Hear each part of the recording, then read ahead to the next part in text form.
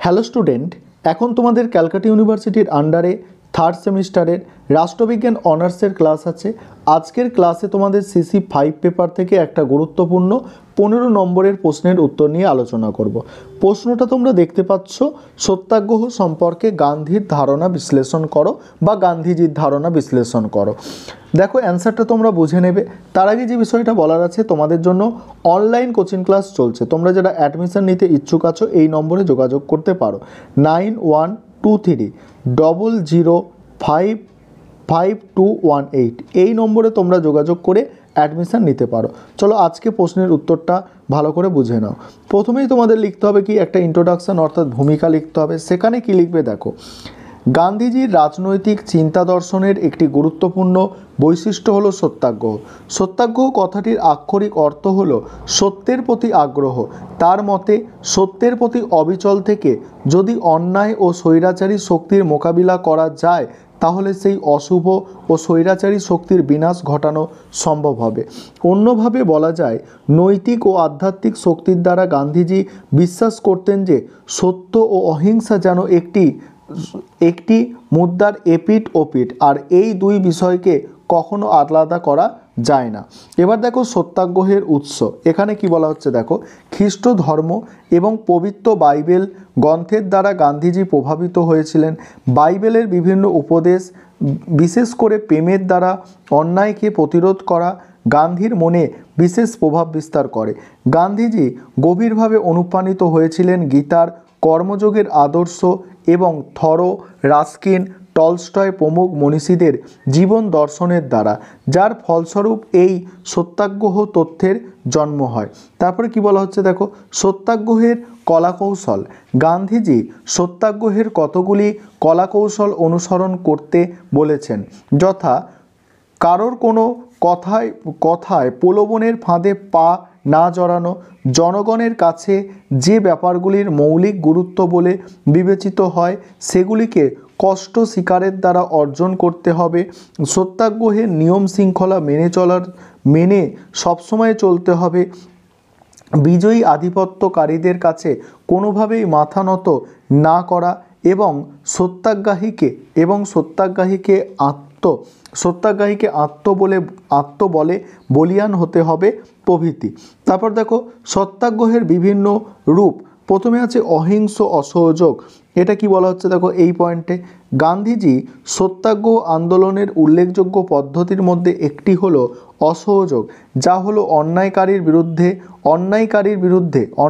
বিরুদ্ধে নরমপন্থী আন্দোলনের এই পদ্ধতিকে গান্ধীজি হোমিওপ্যাথির সঙ্গে তুলনা করেছেন, কারণ এটি ধীরে ধীরে কাজ হয়। তার মতে সুসঙ্গে সহযোগিতা এবং কুসঙ্গে অসহযোগিতা করা উচিত। অসহযোগ হলো কর্তৃপক্ষকে পরিত্যাগ করে সুকে গ্রহণ করতে বাধ্য করা।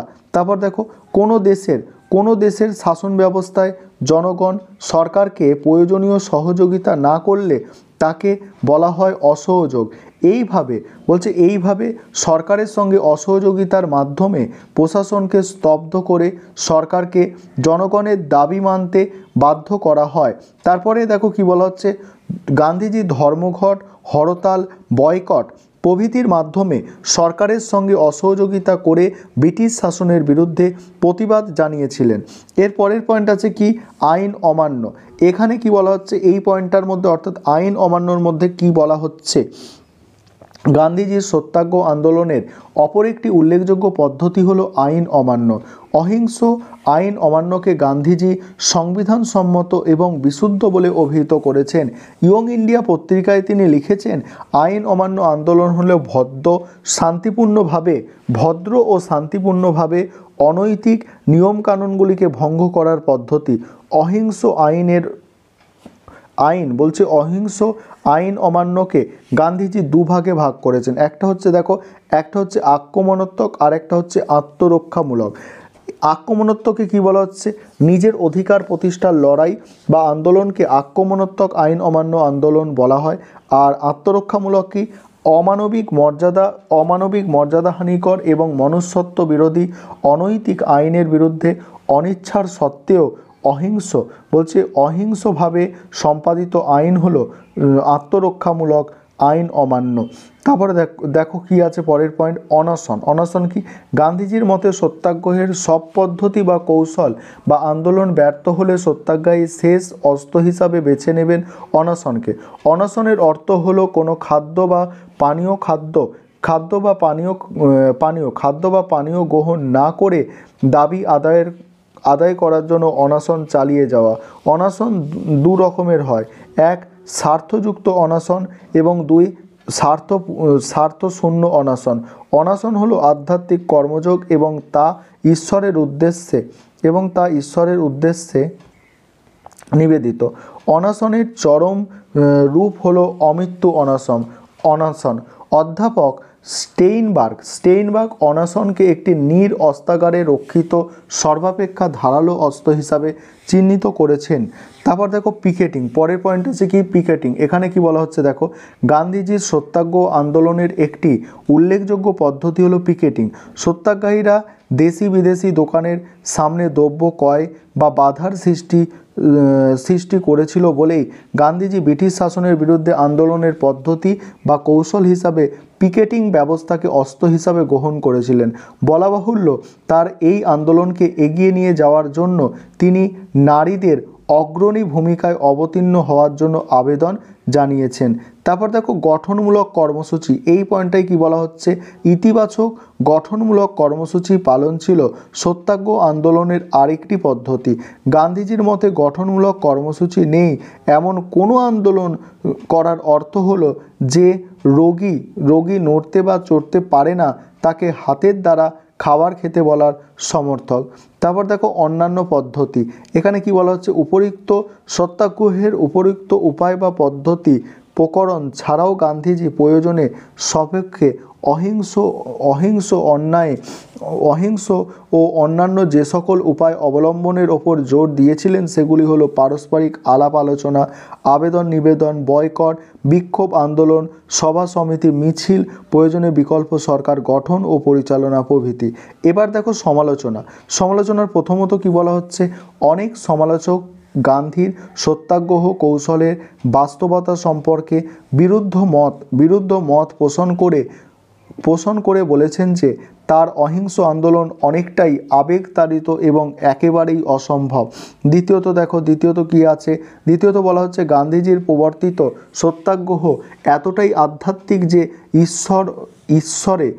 ঈশ্বরে অবিশ্বাসীদের কাছে এই আন্দোলন একেবারেই গুরুত্বহীন। পরের পয়েন্ট তৃতীয়ত, গান্ধীজি তার সত্যাগ্রহ সম্পর্কে নিজেই সম্পূর্ণরূপে আস্থাশীল ছিলেন না। এই কারণেই বহু আন্দোলনের সূত্রপাত ঘটলেও তা পুনরায় বন্ধ করে দিতে বাধ্য হয়েছিল। চতুর্থ কি বলা হচ্ছে, ভারতের স্বাধীনতার ক্ষেত্রে সত্যাগ্রহ প্রয়োগ ও সতর্কতা নিয়েও সন্দেহের সৃষ্টি হয়েছিল। নেতাজি বিশ্বাস করতেন যে গান্ধীজি সত্যাগ্রহ আন্দোলনের দ্বারা সুসংহত ও সশস্ত্র ইংরেজ দুর্গ বিনাশ ঘটানো সম্ভব নয়। এখানে বলছে নেতাজি বিশ্বাস করতেন যে গান্ধীজির সত্যাগ্রহ আন্দোলনের দ্বারা সুসংবদ্ধ ও সশস্ত্র ইংরেজ দুর্গর বিনাশ ঘটানো সম্ভব নয়। এবার দেখো মূল্যায়ন কি বলা হচ্ছে, গান্ধীজি সত্যাগ্রহ আন্দোলনের বিভিন্ন সমালোচনার সম্মুখীন হলেও একথা অনস্বীকার্য যে গান্ধীজি অহিংসাকে সত্যের সমর্থক বলে মনে করেন, কারণ তার কাছে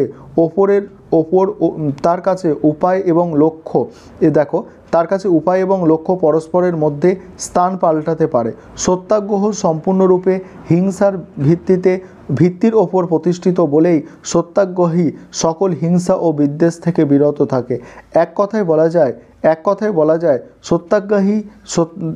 বলা যায় গান্ধীজি সত্যাগ্রহ মানব মুক্তির সংগ্রামের ঐতিহাসিক আন্দোলনে এক উল্লেখযোগ্য এবং অনন্য প্রয়াস। তার এই সত্যাগ্রহের জাতীয় মুক্তি আন্দোলন ভারতবর্ষের অসংখ্য দরিদ্র ও চেতনাহীন মানুষকে সামিল করেছিল। সুতরাং একথা বলা যায় যে গান্ধীজির এই শান্তিপূর্ণ উপায়ের দাবি আদায়ের পদ্ধতি বর্তমানে সমানভাবে গুরুত্বপূর্ণ শুধু নয়, জাতীয় আন্তর্জাতিক রাজনীতিতে এই আন্দোলন সমানভাবে সক্রিয় ভূমিকা পালন করে। এই ছিল তোমাদের আজকের ক্লাস।